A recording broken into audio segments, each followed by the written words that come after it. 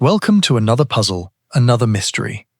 When silence speaks louder than words, Miss Marple knows exactly where to look. Tonight's case begins now. Chapter 1. The Manor at Ashcombe.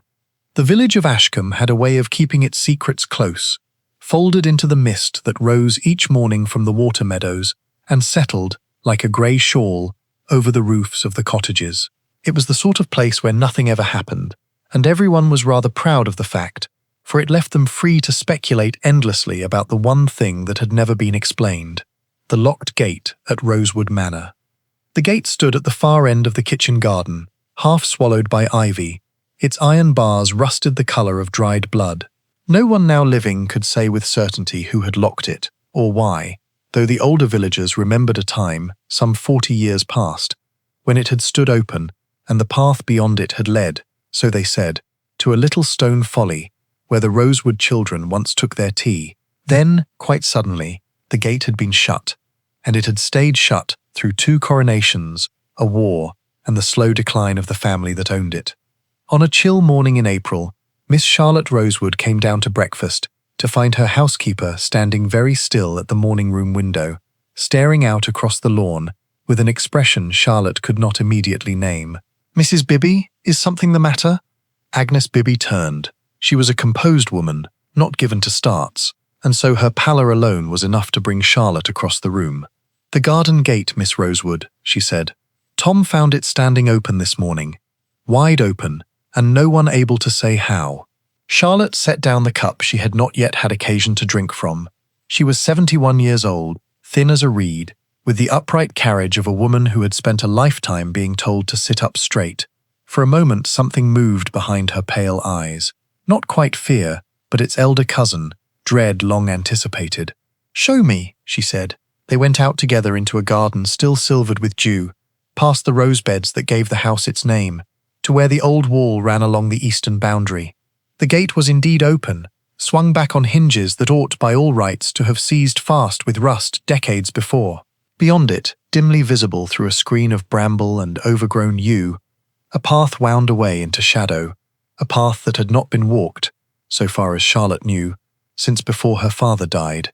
Old Tom Pruitt stood beside it, cap in hand, his weathered face unusually solemn. He had gardened at Rosewood Manor for 50 years and more, and Charlotte could not recall ever having seen him at a loss for words. Now he simply shook his head. "I didn't touch it, miss. Wouldn't know how. That lock's been rusted through since before you were born. Begging your pardon. Somebody's had a key made, or else somebody never gave the old one up." Charlotte felt the cold of the morning settle into her bones. She had been a girl of 30 when the gate was closed, old enough to remember the day, though not old enough, it seemed, ever to have been told the reason for it.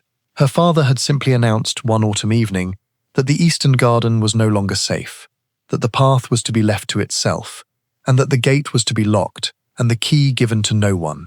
He had never spoken of it again, and by the time Charlotte had grown old enough to wonder aloud, he was in his grave, and the habit of silence had settled over the household like dust over an unused room. She looked now at the black mouth of the pathway beyond the gate, and at the pale, papery scrap of something caught on a thorn just inside it, a fragment of old cloth, or perhaps paper, she could not tell from where she stood, and she made up her mind. "Tom, I want you to close the gate again, but do not force the lock. Mrs. Bibby, I shall want notepaper after breakfast. I am going to write to London." "To London, miss?" Agnes asked, though something in her voice suggested she had already guessed the answer. "There is a gentleman I have heard spoken of," Charlotte said slowly, her eyes still on the gate, "who does not object to old mysteries. I believe it is time this house stopped pretending it does not have one." She turned and walked back toward the house, her steps quicker than they had been in years, while behind her the gate creaked faintly on its ancient hinges, as though something long undisturbed had at last begun, very slowly, to stir. That evening, alone in her father's old study, Charlotte took down a small tin box from the back of a locked drawer, a box she had not opened since she was a young woman, and had almost, though never quite, forgotten. Inside lay a single photograph, brown with age, of 2 young men standing before this very gate, arms about each other's shoulders, laughing at something beyond the frame. She looked at it for a long while before she put it away again, and when Mrs. Bibby came in with the lamp, she found her mistress sitting very quietly in the dark, her hands folded in her lap, like a woman keeping vigil. Chapter 2. A Letter to London. Mr. Julian Marsh received Charlotte Rosewood's letter on a Tuesday, in the small Bloomsbury office he kept above a bookbinder's shop, and read it twice before setting it down upon his desk, with the particular care he gave to anything he judged important. He was a neat, grey-templed man of some 60 years, formerly of Scotland Yard's Criminal Investigation Department, who had left the police in some obscurity and built, in the years since, a modest reputation for solving precisely the sort of case that the official force found tiresome: old grievances, family silences, and mysteries that had gone cold long before anyone thought to call them crimes. "Fay," he said to the man dozing in the armchair by the window, "you had better cancel your golf." Dr. Edward Fay, who had shared rooms with Marsh since their army days, and had long since given up protesting at the disruption of his leisure, opened one eye. "Another skeleton in a cupboard, possibly a rather more literal one," said Marsh, and read the letter aloud. It was a careful, old-fashioned hand, and the substance of it was this: that the writer, Miss Charlotte Rosewood of Rosewood Manor, near Ashcombe, wished to engage Mr. Marsh's discreet services regarding a garden gate that had stood locked for 40 years and had that very morning been found open, that she believed the matter touched upon the disappearance, many years before, of her late father's younger brother, Henry Rosewood, who had left the district as a young man and never been heard from since, and that she would consider it a great kindness if Mr. Marsh could come down to Ashcombe at his earliest convenience, as she did not feel she could rest easy in her own house until the matter was resolved. "A gate," said Fay doubtfully. "You are proposing to travel 80 miles for a gate." "I am proposing to travel 80 miles for 40 years of silence," Marsh corrected him, folding the letter. "Consider it, Fay. A gate locked without explanation. A brother who vanishes and is never spoken of. A family that has kept both facts sealed up together for 2 generations, as though they were the same secret. I do not think it is the gate that interests me. It is the silence." They travelled down the following morning by the branch line that still, in those days, connected Ashcombe to the wider world by a single leisurely train each way, and were met at the tiny station by a hired trap, for the village possessed no motor cars to speak of. The drive to the manor took them through water meadows just beginning to green, past cottages with roses not yet in bud, and up a long avenue of chestnuts to a house that Marsh privately thought looked exactly as an English manor ought to look: mellow brick, tall chimneys, a huddle of gables against a pale sky, and about the whole place an air of having settled comfortably, and perhaps a little guiltily, into its own history. Charlotte Rosewood received them in the drawing-room, and Marsh's first impression of her was of a woman holding herself together by main force of will, upright, precise, and very tired. "I am grateful you have come, Mr. Marsh," she said, when the introductions were done. "I did not know, until I sat down to write to you, how very much I wanted someone to come." "Tell me about the gate," said Marsh, settling into the chair she indicated. "And then, if you would be so kind, tell me about your Uncle Henry." Charlotte's hands, folded in her lap, tightened almost imperceptibly. "The two are the same story, Mr. Marsh, though I have spent my whole life being taught to believe otherwise. My father locked that gate the autumn I was 30. It was the same autumn that Uncle Henry was said to have gone abroad, to America, we were told, though no letter ever came from him, not one, in 40 years. I was a grown woman, and I asked my father why the path was closed, and he told me it was unsafe, and she stopped. I did not ask again. One did not, in those days, ask one's father a question twice. And your father is now deceased. These 11 years. Edmund Rosewood was not a man who invited questions even from his grave, Mr. Marsh. But this morning that gate stood open, and something in me that has been asleep for 40 years woke up and would not be quieted." Marsh regarded her steadily. "Who else lives in this house, Miss Rosewood?" "My nephew Gerald, who is to inherit after me, and who has lately been very anxious that I should sell the estate to a development company. He says the house is a millstone, and perhaps he is right. My great-niece Margaret, who is engaged to our village doctor and wants nothing more than to be left in peace. Mrs. Bibby, my housekeeper, whose grandmother, I believe, once worked in this very garden. And old Tom, who has gardened here longer than anyone now living can remember, and who found the gate open this morning, and looked, when he told me of it, like a man who had seen a ghost. And had he? Asked Faye, unable to resist. Charlotte Rosewood looked at him for a long moment and did not smile. Doctor, she said, I begin to think this whole house is full of them. Chapter 3. The Rosewood Family Dinner. That evening was, Marsh reflected afterward, a masterclass in the particular English art of saying nothing whatever while appearing to converse freely. He had been placed, at Charlotte's insistence, at her right hand, with Faye opposite, and had spent the better part of an hour watching the Rosewood family perform its own quiet choreography of avoidance. Gerald Rosewood was a well-built man of 35, handsome in the slightly overfed way of a man who had never had to earn his own dinner, with restless hands and a laugh that came a fraction too readily. He had greeted Marsh's arrival with a joviality that did not, Marsh thought, reach his eyes. "Detective business, is it?" he said, over the soup. "I confess I think my aunt has taken alarm over nothing, Mr. Marsh. Gates rust through, locks fail. It happens. After 40 years, perhaps," Marsh agreed pleasantly, "though rust does not usually open a gate so much as sees it shut, in my experience." Gerald's laugh came again, half a beat too late. "You're the expert, of course." Margaret Hale, Charlotte's great-niece, sat quietly beside her fiancé, a serious young country doctor named Whitfield, and said very little, though Marsh noticed her eyes moved often and thoughtfully to her aunt, and once, briefly, to Mrs. Bibby, who stood at the sideboard, directing the parlour-maid with the composure of a woman who had long ago made herself indispensable and entirely unremarkable at once. "You are fond of the garden, Miss Hale?" Marsh asked her, when the fish had been cleared. "I am fond of most things that are left alone, Mr. Marsh," Margaret said, with a small, careful smile. "The eastern garden has been left alone longer than anything else in this house. I confess I had rather it stayed that way, and yet someone has opened the gate." "Someone," Margaret agreed, and said nothing further, though Marsh noted the word she had chosen, and the flatness with which she had chosen it. Dr. Whitfield, her fiancé, filled the small silence that followed with the easy tact of a man accustomed to sick rooms and difficult families alike. "I have lived in Ashcombe 5 years now, Mr. Marsh, and I confess the gate has always struck me as the one genuine mystery in an otherwise thoroughly unmysterious parish.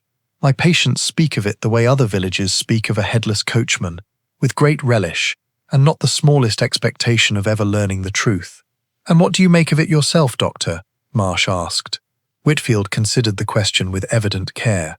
"I make of it that old houses keep their wounds the way old bodies do, Mr. Marsh, quietly, and for a very long time, until something jars them loose. I have always thought this family unusually skilled at not asking questions of itself. I dare say that skill has served them well enough these 40 years. I wonder whether it will serve them a great deal longer." After dinner, while the family withdrew to the drawing-room, Marsh contrived a private word with Mrs. Bibby in the passage outside the dining-room, on the pretext of admiring a portrait that hung there, a stern-faced Victorian gentleman he took, correctly, to be an earlier Rosewood. "You have been housekeeper here how long, Mrs. Bibby?" 25 years, sir. My mother was housekeeper before me, and her mother worked in the gardens here as a girl." "Your grandmother?" said Marsh, with the mild interest of a man making conversation. She would have known the family well, in the old days. Something crossed Agnes Bibby's face, gone too quickly for Marsh to be entirely certain he had seen it. "She knew them, sir, yes. She did not speak of it a great deal. She died when I was young." "And did she ever speak of Mr. Henry Rosewood?" The pause that followed was, to Marsh's practised ear, a good deal longer than the question warranted. "I could not say, sir," Mrs. Bibby said at last, in a voice that had gone very carefully neutral. "If you'll excuse me, the coffee will want bringing through." She went, and Marsh stood a moment longer before the portrait of the stern Victorian, turning over in his mind the particular quality of a silence that had answered a simple question as though it had been an accusation. Later, in the small bedroom he had been given under the eaves, Marsh found Faye already installed with a cigarette and an air of comfortable skepticism. "Well," said Faye, "a house full of nervous relations and one very tight-lipped housekeeper. Is that your mystery, then?" "That," said Marsh, seating himself by the window, from which, in the last grey light, he could just make out the dark line of the eastern wall, and a gate that has been shut for 40 years by a man who told his daughter it was for her safety, and who never, in 11 years since his death, has been proved wrong. I should like to know, Faye, what precisely Edmund Rosewood believed lay beyond that gate that was so dangerous it required half a lifetime's silence to contain it. Perhaps nothing more than an old man's whim. Perhaps, said Marsh, though his tone made it clear he did not think so. But whims do not usually survive their owner by 11 years, Faye, and this one has. I think we shall go and look at that garden in the morning, before anyone in this house has quite decided what they wish us to find there. Chapter 4. Beyond the Gate. They went out at first light, before the household was properly stirring, Marsh in a stout pair of borrowed boots, and Faye grumbling amiably about the dew. Old Tom met them at the gate, which stood once more ajar exactly as it had been left, and regarded the two Londoners with the frank suspicion of a countryman who had seen a great many gentlemen come down from town to disturb things better left in peace. "I've touched nothing, sir, as Miss Rosewood asked," he said, "though I don't mind telling you I've not liked to look at it overmuch." "Why is that, Tom?" The old gardener was quiet a moment, turning his cap in his hands. "I was a boy here, sir, when the gate was shut. 14 years old, and under gardener to my own father. I remember the night it happened, though I've never spoken of it to a living soul, and I don't mind telling you I'd rather not start now." "And yet," said Marsh gently, "I think you are going to." Tom looked at him for a long moment, and something in his weathered face seemed to give way, like a wall too long asked to bear a weight it was never built for. "There was digging done, sir, that night, in the eastern garden, past where the folly stood. My father was set to it by Mr. Edmund himself, past midnight, and I was sent to bed and told sharply to stay there. But I looked from my window, sir, and I saw lantern light down by the old yew, and I saw two men digging where no bed was ever planted before or since. And in the morning the gate was locked, and Mr. Henry was never seen again, and nobody in this house has spoken his name above a whisper from that day to this." Faye let out a low breath. Marsh's face did not change, though his eyes had gone very still. "Thank you, Tom. You have been more helpful than you know. Now, will you show us the path?" The gardener led them through the gate, and along a track so overgrown that it was less a path than a suggestion of one, bramble and nettle grown thick across ground that had not felt a regular footstep in 40 years. The old stone folly, when they came to it, proved a small, roofless ruin, its single doorway choked with ivy, its interior open to the sky and carpeted with 4 decades of fallen leaves. "And the digging was near here?" Marsh asked. "Just beyond, sir, where the ground rises a little, under the big yew." They pushed on, and found the yew easily enough. An ancient tree, black-branched and vast, its roots humping the earth into an uneven mound some yards across. Marsh crouched and studied the ground with the unhurried attention of a man who had spent 30 years learning to read what soil and grass could tell him. "The turf here is younger than that around it," he said at length. "See how the grass differs in colour, Faye, a shade lighter, less established. Ground that was disturbed and has since grown over, but more recently than the surrounding lawn, which I should judge undisturbed for a very great deal longer." "You mean to say something was buried here?" said Faye, in the tone of a man who had followed Marsh into enough gardens to know what usually came next. "I mean to say the ground was dug, Faye, which is not quite the same claim, though I confess I think it likely to prove so." Marsh straightened, brushing the leaf mould from his knees, and his gaze travelled past the yew to where, half buried in bramble at the base of the old wall, something pale showed among the green. He crossed to it and drew back the thorny growth with care. It was the corner of a small iron-bound trunk, its lid rusted, half sunk into the earth as though the ground itself had, over the decades, tried patiently to swallow it whole. "Well," said Marsh softly, "it appears someone came this way rather more recently than 40 years ago, and did not finish what they began." "Someone opened the gate to come and dig this up," said Faye, "and was disturbed before they could carry it off. Or," said Marsh, "someone opened the gate to bury it deeper, and thought better of finishing the job in the dark." He looked up at the house, visible now through the thinning trees, its windows catching the early sun, and his expression was that of a man who has just heard the first few bars of a tune he expects to find, before very long, extremely unpleasant. "Either way, Faye, I think it is time we asked Miss Rosewood a good many more questions than we did last night. And I think, this time, We shall want the whole family in the room together when we ask them. Chapter 5. The Locked Trunk. They did not open the trunk in the garden. Marsh was too old a hand for that, and insisted instead that it be carried, with old Tom's reluctant help, to the study, where it could be examined in decent light and without the whole household crowding at the gate to watch.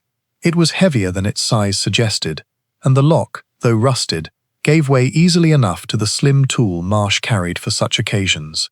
Inside, wrapped in oilcloth gone brittle with age, lay a bundle of letters, a small tarnished silver locket, and, at the very bottom, wrapped separately and with what seemed a more careful hand, a woman's glove, so perfectly preserved by the trunk's dryness that it might have been removed the day before. "A woman's things," said Fay, surprised. "I confess I had expected something a good deal less delicate," Marsh finished for him. "So had I, Fay, and that is interesting in itself." He lifted the locket and turned it to the light. Engraved upon its back, in a spidery hand now nearly worn away, were two letters, an H and an I, entwined. "Henry," said Fay slowly, "and Isabel, I should think, if the letters are to be trusted," said Marsh, and began with great care to unfold the topmost of the bundle. The ink had faded to brown, the paper had grown soft and furred at its folds, but the hand was clear enough, a young woman's hand, careful and a little cramped, as of someone writing in fear of being discovered. He read aloud, slowly, "My dearest H, I have done as E asked and said nothing to a soul, though it is breaking me to hold it. He says it is for the family's sake and for mine, and that no good can come of the truth being known. I do not know how to go on living beside him, knowing what I know, and smiling as though nothing at all had happened. I keep the child safe, and that must be enough, though God knows it does not feel like enough tonight." The room was very quiet when he finished. "E," said Fay at last. "Edmund, so it would appear," said Marsh, setting the letter down with great gentleness, as though it were something living. "A woman called Isabel, who loved a man called Henry, and who was made, by Edmund, it seems, to keep silent about something that broke her heart to conceal. And a child, Fay. There was a child." He turned to the next letter, and the next, reading in silence now, his brow drawn into the particular frown he wore. Fay had long since learned, only when a case had stopped being a puzzle and become, instead, a tragedy. When at last he looked up, his face was graver than Fay had seen it in some years. "They tell a plain enough story, once one has the courage to read it plainly," he said. "Isabel Grant was a gardener's daughter here, 40-odd years ago, and both Rosewood brothers loved her. She chose Henry. Their father, old Rosewood, had, it seems, intended to divide the estate between his sons, or perhaps to favour Henry, who was the gentler and better loved of the two. The letters are not wholly clear on that point, and I should like to see the old man's will, if it can be found. Edmund, in any case, believed himself about to lose both the woman and the inheritance to his brother, and on the night in question, there was a quarrel in the eastern garden that ended." He paused. "That ended, Fay, in a grave beneath the yew tree, and a story put about the village that Henry Rosewood had gone to seek his fortune in America. And Isabel? Paid to hold her tongue, and to disappear quietly with a child that was never publicly acknowledged as a Rosewood, though these letters, and that locket, argue rather strongly that it was. I should very much like to know, Fay, what became of that child, and I begin to suspect that Miss Charlotte Rosewood's housekeeper could tell us, if she chose." He rose and crossed to the window, looking out over the lawn to where the eastern wall showed grey against the trees. 40 years of silence, kept by a woman forced into it, and a household that chose comfort over questions. And now someone in this house has gone digging in the dark for proof of it, and been frightened off before they could finish. The question that concerns me, Fay, is not only what happened 40 years ago, it is why, after so long, someone should suddenly need to know it again, and whether they mean to bring the truth into the light, or bury it a second time, more thoroughly than the first. Chapter 6. Old Tom's Memory. Marsh sent for old Tom again that afternoon, this time alone, and settled him in the study, with a glass of the late Mr. Rosewood's brandy, which the old gardener accepted with the careful gravity of a man who understood he was about to earn it. "I've told you the digging, sir," he said, before Marsh could well begin. "I don't know as there's more I can tell. I think there is a good deal more, Tom, though you may not know you are keeping it back. Tell me about Isabel Grant." The old man's hand, lifting the glass, went briefly still. "My mother's youngest sister," he said at last, very low. "You'll have worked that out, I dare say, sir, or you'd not be asking." "I had begun to suspect it," Marsh said gently, "which would make Mrs. Bibby, her granddaughter, my great-niece." Tom set the glass down with exaggerated care, as though afraid his hand might otherwise betray him further. "Agnes doesn't know I know it, sir. Not properly, or she thinks I've never put it together. At any rate, and I've let her think it, for it seemed kinder all round. My Aunt Isabel went away when I was a boy, sent off sudden with money enough to set herself up quiet in Bristol, and a baby that was never spoken of as anyone's but her own. She married, in time, a decent enough fellow who gave the child his name and never asked awkward questions. But my mother always said, when she'd had a little wine at Christmas, and no one else was by to hear, that the child had rosewood eyes, and that whatever silence money could buy, it could not buy away a face. And Mrs. Bibby is that child's daughter.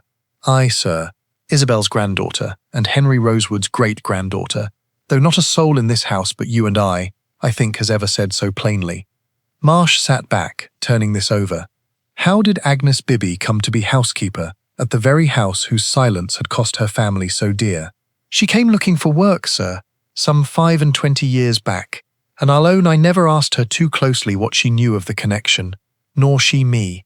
It seemed," he hesitated, "it seemed a strange sort of comfort to have one of our own back under this roof, even if no one else knew to call her that. But these last months, sir, she's been different, quiet in a new way, asking questions about the old garden that she'd never troubled to ask before. I believe she came upon some paper of her grandmother's after her mother died last winter, a letter or the like, and it put thoughts in her head that hadn't been there before." "Thoughts of proof," said Marsh quietly. "Thoughts of a wrong that might, after 40 years, still be righted." "I couldn't say, sir. I only know she's had a key made up new for that gate this fortnight past, though where she came by the pattern of the old lock, I couldn't tell you, and I've not liked to ask." Marsh's eyes were very bright now, the particular brightness Fay had learned to associate with a case coming, at last, into focus. "One more question, Tom, and I think the most important. You said 2 men were digging that night, under your father's lantern. Your father, and who else?" Old Tom's face had gone the colour of ash. "Mr. Edmund himself, sir. I saw his face plain in the lantern light, not 20 feet below my window, and I have prayed every night of my life since that I was mistaken in what else I saw that night. For there was a third shape laid upon the ground beside the digging, sir, still and pale in the moonlight, and I have told myself these 40 years that it was a fallen branch, or a trick of shadow, and nothing more." The room was very still. "And do you believe that now, Tom?" Marsh asked, very gently. The old gardener looked at him with eyes suddenly wet and did not answer, which was, Marsh reflected afterward, answer enough. "Why have you carried it so long alone, Tom?" Marsh asked after a moment. "You might have spoken. Once Mr. Edmund himself was dead. There was no master left to punish you for it. I was 14, sir, and afraid, and by the time I was a man grown, it had become the kind of secret with no good end to it. Only a great many bad ones," Tom said. "Speak, and I ruin the family that has fed and housed 3 generations of my own. Stay silent, and I carry it to my grave, same as my father carried his part of it to his. I chose the silence, sir, same as everyone else in this house has chosen it, one way or another, these 40 years. I am not proud of the choosing, but I do not know, even now, that I would choose differently, were the night given back to me to live again. That, Tom," said Marsh gently, "is very nearly the whole tragedy of this family, said in a single sentence." Chapter 7. The Ledger Entry. The family solicitor, Mr. Silas Whitmore, arrived from the county town the following morning at Charlotte's summons, a dry, precise little man who had inherited the Rosewood account from his own father and clearly regarded the family's papers with the proprietary tenderness of a man tending a private museum. He was not, at first, disposed to be helpful. "I fail to see, Mr. Marsh, what business a private inquiry agent has with estate ledgers 40 years old." "I fail to see, Mr. Whitmore," Marsh returned pleasantly, How a family can hope to lay an old ghost to rest while its solicitor guards the very papers that might explain it. Miss Rosewood has engaged me, and, I think, will vouch that she wishes the accounts opened. Charlotte, seated by the fire with her hands folded, confirmed this with a single, tired nod, and Whitmore, with visible reluctance, unlocked the black tin deed box he had brought and began to lay old ledgers upon the desk. It took the better part of an hour, but Marsh found what he sought at last in an account book for the year Henry Rosewood was said to have sailed for America. A single entry, in Edmund Rosewood's own hand, recording a payment of £400, a very considerable sum, for those days, to one Isabel Grant, described only as settlement per arrangement. Dated the same week the gate was locked. £400, said Fay, reading over his shoulder, is not the sort of sum one pays a gardener's daughter for nothing at all. No, said Marsh, it is the sort of sum one pays to purchase a very large silence. He turned to Whitmore.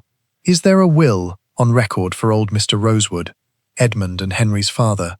Whitmore, some of his stiffness beginning to thaw before the plain evidence on the desk, produced it after a further search, a document some 45 years old, leaving the bulk of the estate to Henry, the younger son, in recognition of his steadier character and better management of the home farm, with a smaller settlement to Edmund, a will that had, however, never been proved or acted upon, superseded by a second will, drawn a bare fortnight before the old man's own death, leaving everything unconditionally to Edmund.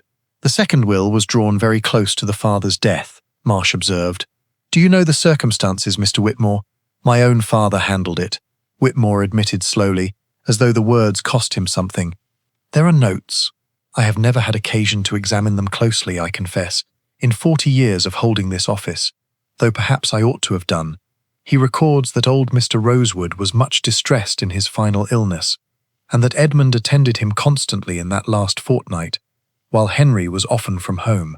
He looked up, and for the first time something like genuine trouble crossed his dry features. Mr. Marsh, are you suggesting that Edmund Rosewood influenced his dying father against his own brother in order to secure an inheritance he would otherwise have lost? I am suggesting, said Marsh, that a young man who believed himself about to be disinherited in favour of a gentler, better-loved brother, and who then secured, by whatever means, a will that reversed that judgment entirely, might have felt his position a good deal less secure than the paper implied, so long as that brother remained alive to contest it, or simply to be loved better than himself by everyone who knew them both. I am suggesting, Mr. Whitmore, that Edmund Rosewood had a very great deal more reason to fear his brother than a village story of a young man gone to seek his fortune abroad has ever accounted for. Charlotte, by the fire, made a small sound that was not quite a word, and pressed her hand briefly to her mouth. No one spoke for a long moment. Whitmore sat down rather suddenly in the chair behind the desk, the dry precision gone quite out of him. 40 years, Mr. Marsh, I have kept this family's papers and thought myself the keeper of nothing more sinister than boundary disputes and dull entails. I do not relish discovering that I have also been the keeper, all this while, of the evidence of it. You are the keeper of the truth, Mr. Whitmore, which is a rather more honourable office than you are presently giving yourself credit for, said Marsh. A solicitor's ledgers do not lie, even when the men who filled them meant them to be forgotten.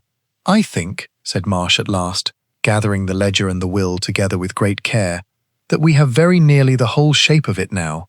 What remains, Miss Rosewood, is to learn who among your household went digging in the dark a few nights past, and why, and I believe, though I hope you will forgive my saying so, that the answer to that question is a good deal closer to this fireside than any of us has yet allowed ourselves to admit. Chapter 8. Mrs. Bibby's secret Marsh found Agnes Bibby in the still room that evening, alone among her jars of preserves, and did not trouble with any preamble. Mrs. Bibby, he said, I know that your grandmother was Isabel Grant, and that you have had a new key cut for the eastern gate. I think it is time you told me why. For a long moment the housekeeper did not move, her back still to him, her hands still among the jars. Then slowly she turned, and Marsh saw that whatever composure had held her through 25 years of quiet service in this house had, at last, given way entirely. My mother died this last winter, Mr. Marsh, she said, low and steady, as though she had rehearsed the words many times and was determined, now that the moment had come, to say them plainly. Among her things I found a bundle of letters I had never seen. Letters written by my grandmother, Isabel, to a man she called only H. Letters full of love, and of a terrible secret she had been made to keep. I had grown up knowing my grandmother had once been in service at a great house, and had left it suddenly, and never spoke of it. I had not known, until that winter, that the house was this one, nor that the man she loved and lost was a Rosewood, nor that my own mother, and I, after her, carried his blood in our veins, unacknowledged, unprovided for, while his brother's family kept this house and this name, and never so much as a whisper of what it had cost. "So you sought proof," said Marsh, not unkindly. "I sought the truth, Mr. Marsh, which is not quite the same thing, though I hardly knew, when I began, what shape it would take.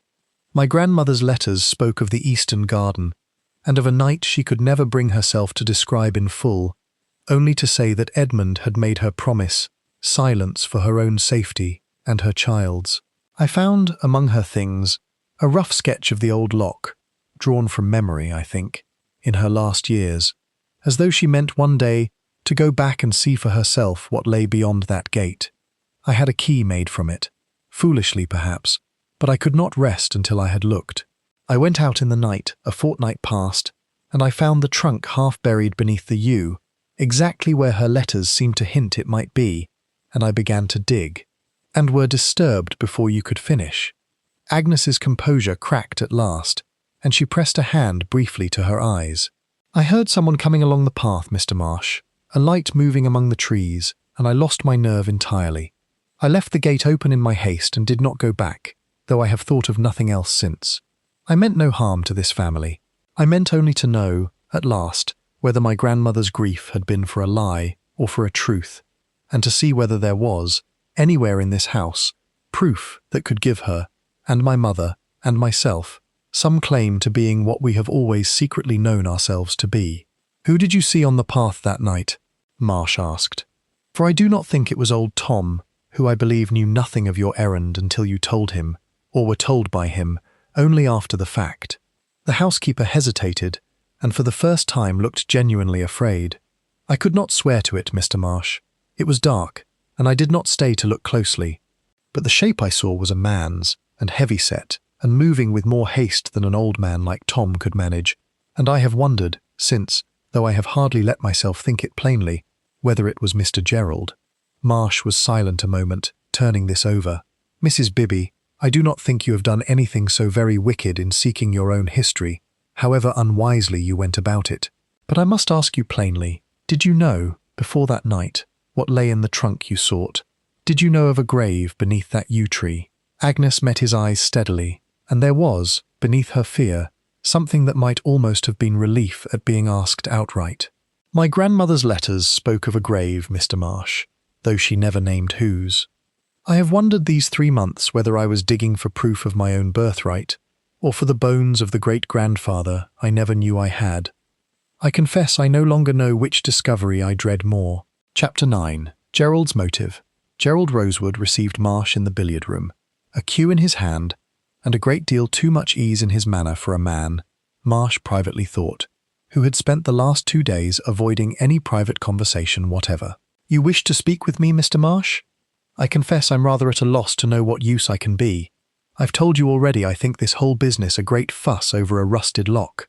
I no longer think it is a rusted lock, Mr. Rosewood, and I do not think you believe so either. I have reason to believe you were seen on the eastern path some fortnight ago, at night, moving in some haste." The cue in Gerald's hand stilled. For a long moment he said nothing, and when he spoke again, the joviality had gone entirely out of his voice. "Very well. Yes, I was there. But I'll tell you plainly, Mr. Marsh, I went for no reason so dramatic as you are clearly imagining." "Tell me, then."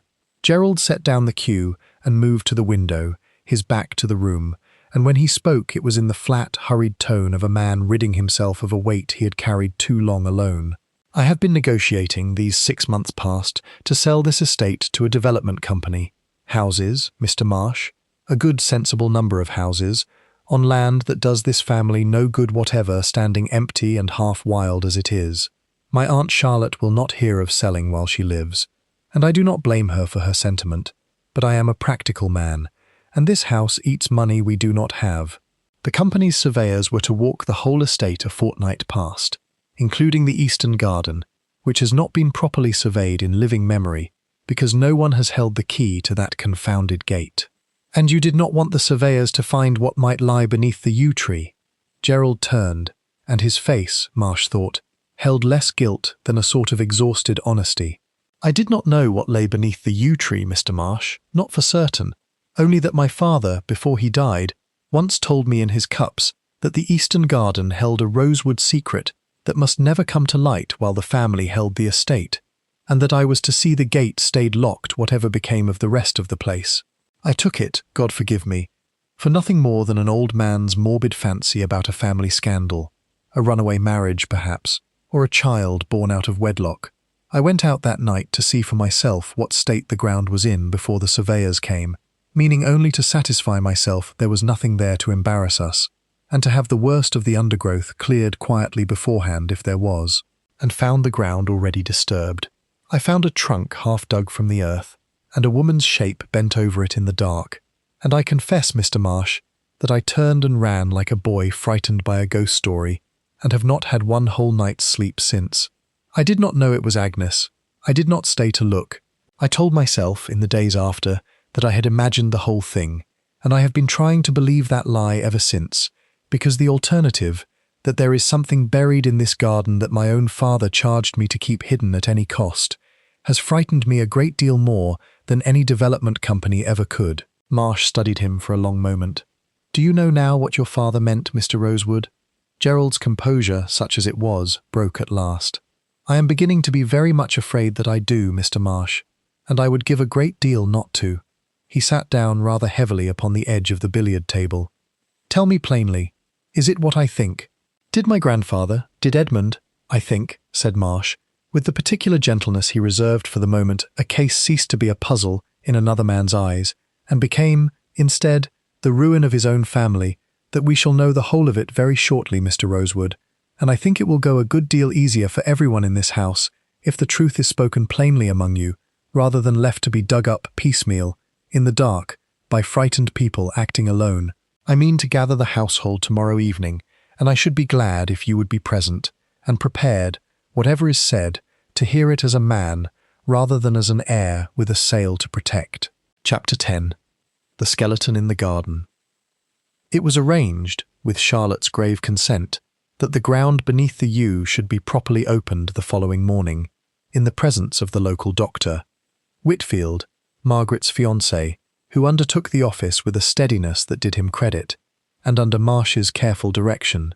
Old Tom dug, as he had dug, by his own account, 40 years before, though this time in daylight, with the whole household gathered at a respectful distance along the overgrown path, no one quite able to look away. It did not take long. Beneath perhaps 3 feet of soil, the spade struck something that was not stone, and Tom stepped back, his weathered face gone the colour of the ash beneath the yew, and let the doctor and Marsh finish the work with trowel and brush. What emerged in the end was exactly what Marsh had privately expected since the night he had first read Isabel Grant's letters. The remains of a man, long committed to the earth, the bones themselves telling their own quiet, terrible story to Dr. Whitfield's practised eye. A fracture to the skull, the young doctor said at last, very low, kneeling in the disturbed earth, old and healed over by nothing, which is to say it was the cause, and not merely an incident of death. A single blow, I should think, or a fall following one. He did not suffer long, if that is any comfort to anyone standing here. Beside the remains, wrapped in a scrap of oilcloth that had somehow survived 4 decades in the ground, lay a small pocket-book, its pages fused to illegibility by damp and time, all save the flyleaf, upon which a single name remained faintly legible in a young man's confident hand, Henry Rosewood. No one spoke for a long moment. Charlotte, standing a little apart with Margaret's arm through her own, made a small sound and pressed her handkerchief to her lips, though she did not look away, and Marsh thought there was in her stillness less shock than the terrible, quiet relief of a woman who has at last been permitted to stop pretending not to know what she has always, in her heart, known. I have wondered my whole life, she said at last, very low. "Why my father would never walk in this garden, not once, in 11 years after the gate was shut, though he had loved it dearly as a young man. I told myself it was grief for a brother gone to America who never wrote. I think I always knew, Mr. Marsh, somewhere beneath the knowing I permitted myself, that it was not America my father grieved, but something a great deal closer to home, and a great deal harder to forgive himself." Old Tom, standing at the very edge of the little crowd, took off his cap entirely and held it pressed against his chest, his lips moving in something that might have been a prayer, or might only have been 40 years of unspoken apology, finally finding, too late, somewhere to go. "I should have spoken long since," he murmured, to no one in particular. "I should have spoken when Mr. Edmund himself was laid in the ground, if not before. I am sorry for it now, sir, more sorry than I know how to say." "You have spoken now, Tom," Marsh said quietly, "and that is a great deal more than this family managed to do for 4 decades entire. There is no great virtue in a confession 20 years too late, but there is considerably less in none at all." Gerald, white-faced, said nothing at all, and Agnes Bibby stood very still at the edge of the gathering, her hand pressed to her mouth, looking down at the bones of the great-grandfather she had crossed a locked gate, and 40 years of silence to find, with an expression Marsh could not begin to name.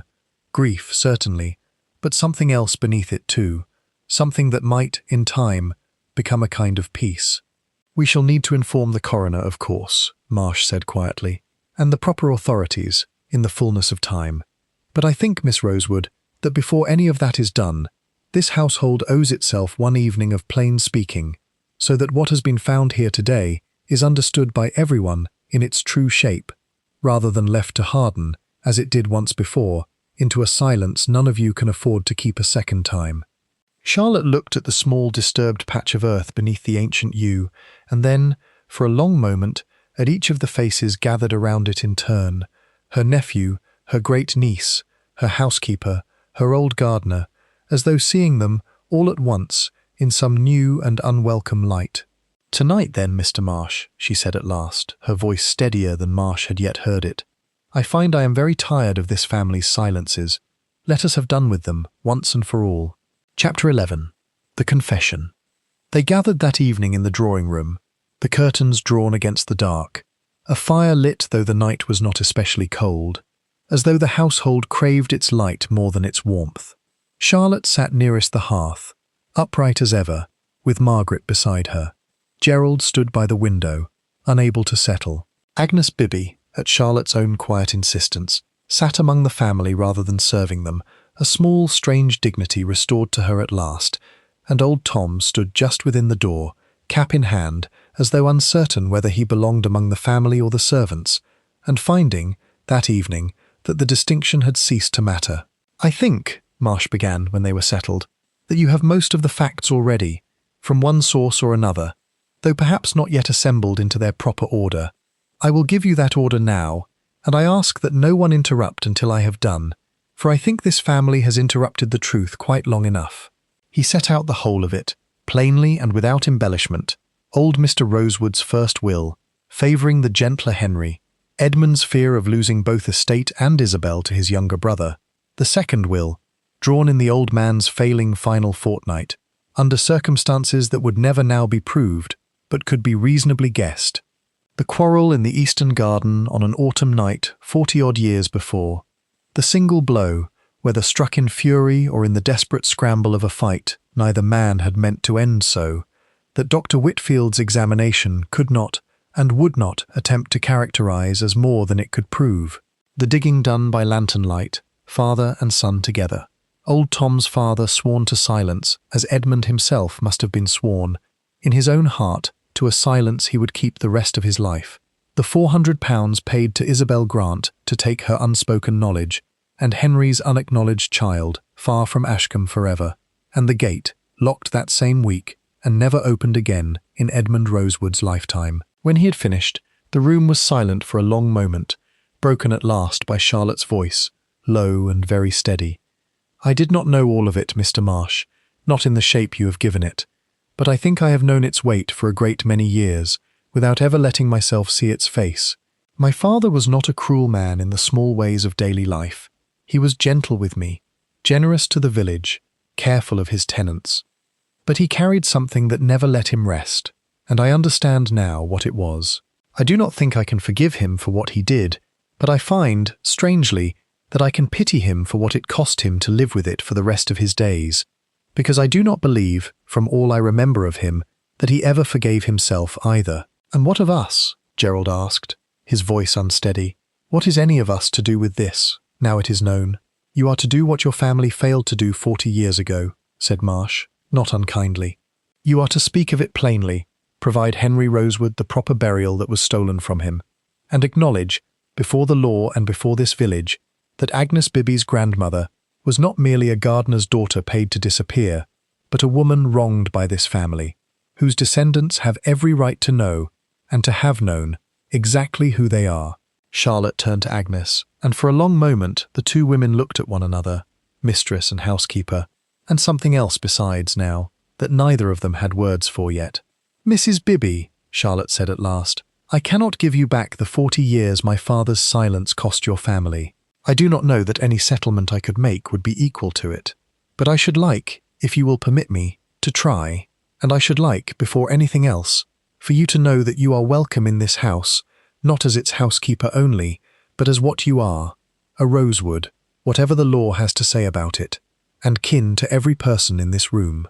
Agnes Bibby, who had held her composure through 25 years of quiet service and a fortnight of secret dread, found at last that she could not hold it any longer, and wept, quite openly, while Margaret rose and crossed the room to sit beside her, and old Tom, in the doorway, blew his nose with great ceremony into a large red handkerchief, and pretended, not very successfully, that he had not done the same.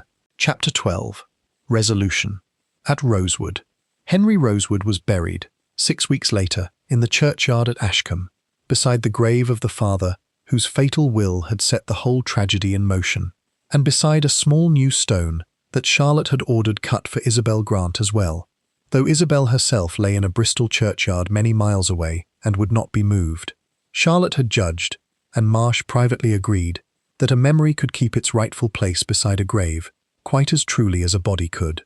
The village of Ashcombe, which had speculated for 40 years over the locked gate, without ever quite daring to ask the question outright, received the truth in the end with rather less scandal than Gerald had feared, and rather more sympathy than Charlotte had dared hope for. There is a kind of mercy villages reserve for old griefs finally spoken, Marsh reflected, that they rarely extend to new ones, as though the passage of 40 years had worn the sharp edges from what would once have been unforgivable, and left behind only something sad and human and long overdue for daylight. Gerald's development company withdrew its offer within the month.